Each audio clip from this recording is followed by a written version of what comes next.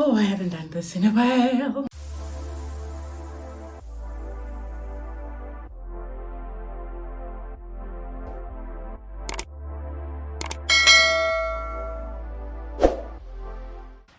Hello everybody, welcome to Speak Votomi. Thank you so much for joining me. If it's your first time here, you're absolutely welcome. Once again, this is a place and platform where we chat about all that's got to do with life. So it has been a minute, and if you're back here, thank you so much for coming back. Welcome back.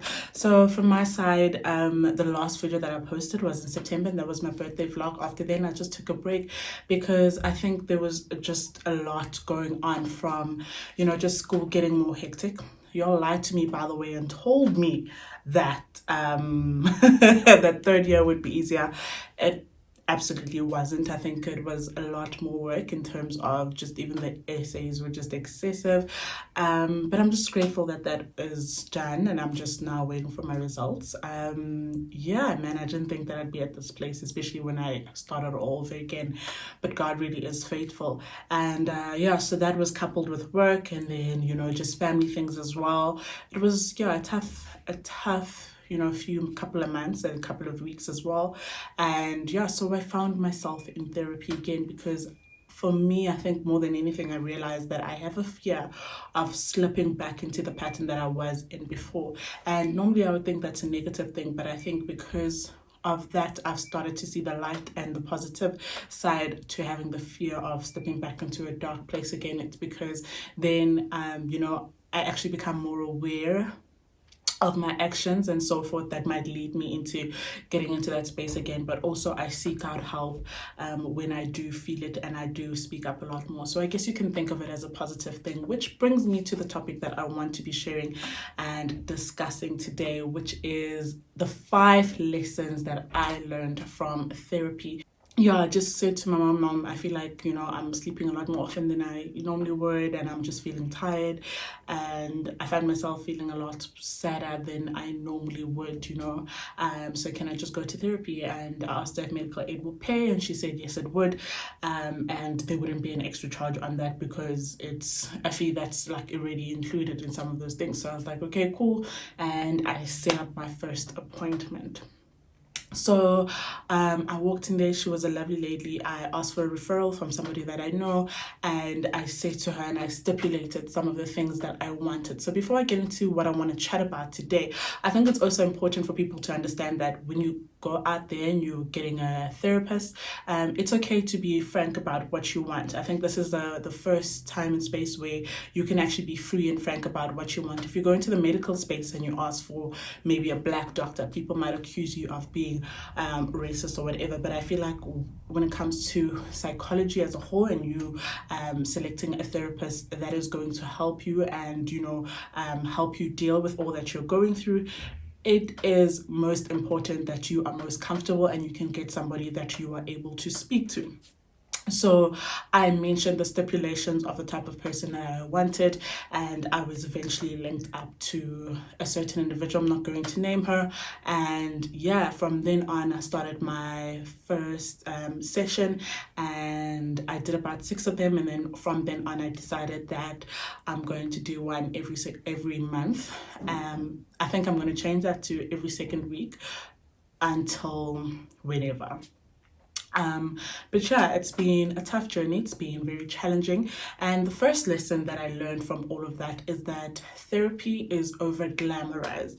It definitely is, because I got there, and I think on the first day, if I'm to be honest with you, after that session, I felt a lot worse getting out of there than I did coming in.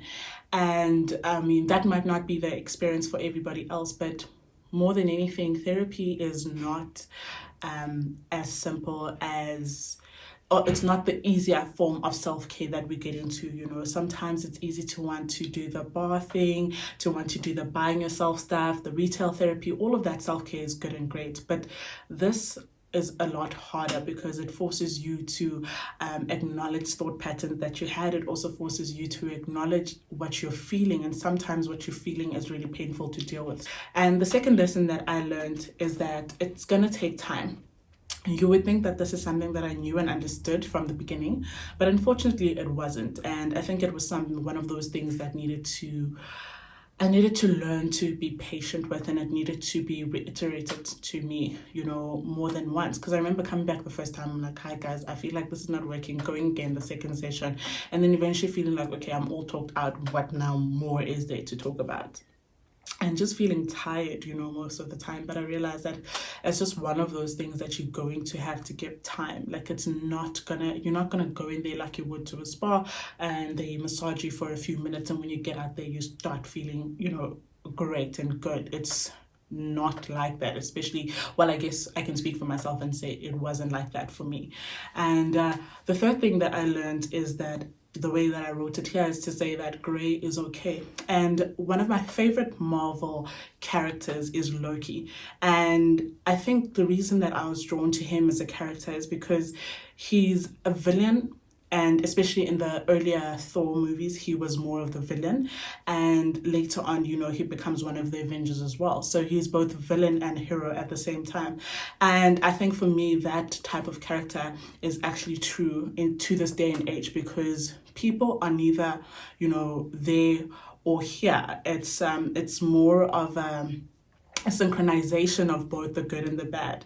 And the reason that I say that is what that is, I think sometimes in therapy for me, I was forced to acknowledge that, just because I am speaking about the bad occurrences that happened, or the bad traits that a certain person have or that I have, doesn't mean that I cannot acknowledge the good and to be receptive to the good. So I learned that both of these are okay. And they can coincide. And I think in a world that we live in, you're forced to choose between black or white, and sometimes things are gray, and that's perfectly okay. And it doesn't mean that you can't acknowledge both while celebrating the other.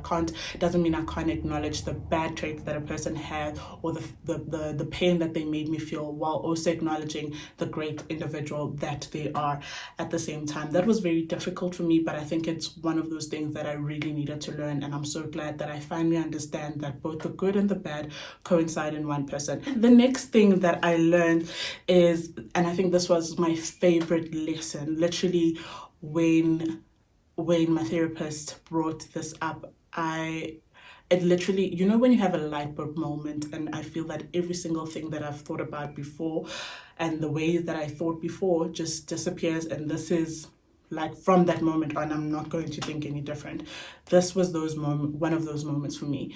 You know how often we tell people that they need to be okay because there's other people going through worse, or maybe even some of you guys are looking at me and thinking, oh my word, but you have so many great things in your life. Why would you, end up in this space, or why would you be struggling with your mental health and so forth?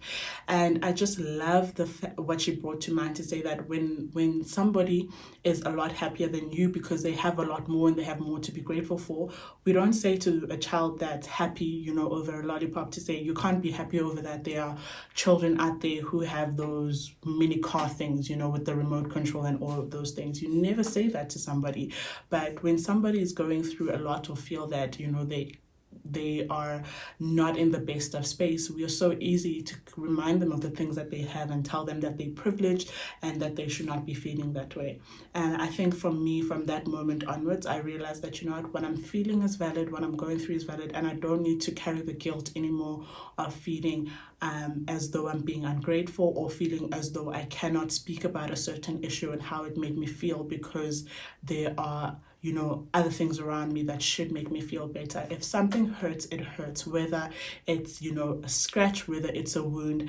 Different attention will be applied, obviously, but I'm allowed to acknowledge that, and that is okay. And the last lesson that I learned is that perspective is everything. I think that's what I learned from therapy. For me, it was a matter of shifting my perspective and just being aware of how I am thinking and how my thoughts are impacting a lot of the way that I do things, a lot of how I see or how I perceive things being done to me as well. So I think for me, that was a starting point as to what are some of the solutions to some of the issues that I was bringing up, and also just to remind me that the way that I see things is influenced by a lot of things, whether it be things in my childhood or just the way that I was raised and stuff like that. And because I see things that way doesn't mean somebody else does. And yeah, I think it was a very necessary lesson as well. I'm glad it's one that I learned, but it was important for me to see that there's more than one side or one way of viewing and seeing things. And I guess the last one, which could be a bonus one, is the fact that, you know, I don't know how to explain this, but I think the best way that I can give it is an example. So when earlier on in the year, when a lot of bullying was going on, not to say that it's not going on now, but it's not in the spotlight as it was earlier on in the year.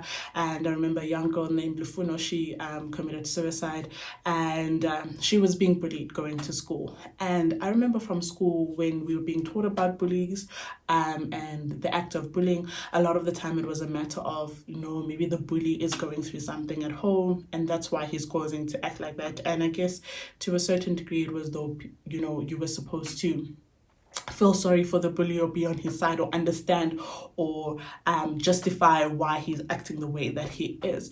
But I actually realized from therapy, I don't know what I'm going to name this particular lesson, but the fact that trauma explains why a person acts out the way that they do, but it doesn't mean that it's okay. It doesn't make it okay. It doesn't mean that the way that they're treating you because of past trauma is okay. And I guess this, in the particular example that I gave with Ulufuno, it was a matter of saying, yes, sure, the bully is acting out because of what they're going through at home, but it doesn't make the way that they're treating her or the way that they treated her, because unfortunately she took her life, but it doesn't make it okay. So it's a matter of, coming in, putting an end to that behavior. And obviously, if you're going to go back and consider why it is that the bully is acting out the way that they are, that's a different conversation to actually intervening and stopping that type of behavior, because it's not okay. So I guess even if, somebody else's trauma might be an explanation for why they're acting the way that they're acting, but because it hurts me, it doesn't mean it's an excuse and it doesn't make it okay. So yeah, those are just some of the lessons that I learned in therapy. I have, like I mentioned earlier on, I've committed to therapy as long as I'm going to need it, because I understand that it's going to be a long road. And yeah, I've lived most of the 22 years of my life without therapy, and with nobody essentially correcting or